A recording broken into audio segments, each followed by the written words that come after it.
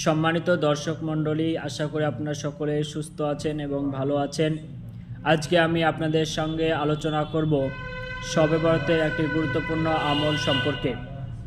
একদা রাসূলুল্লাহ সাল্লাল্লাহু তাআলা আলাইহি ওয়াসাল্লাম তিনার চাচা হযরত আব্দুল্লাহ ইবনে আব্বাস রাদিয়াল্লাহু তাআলা আনহুকে বলছেন, হে আমার চাচা, আমি কি আপনাকে এমন একটি ইবাদত সম্পর্কে, এমন একটি গুরুত্বপূর্ণ বিষয় জানাবো না যেটাতে আপনার জীবনের সমস্ত গুনাহ মাফ করে দেওয়া হবে, যে ইবাদত করার মাধ্যমে আপনার আগের এবং পেছনের জানা অজানা সমস্ত গুনাহকে মাফ করে দেওয়া হবে।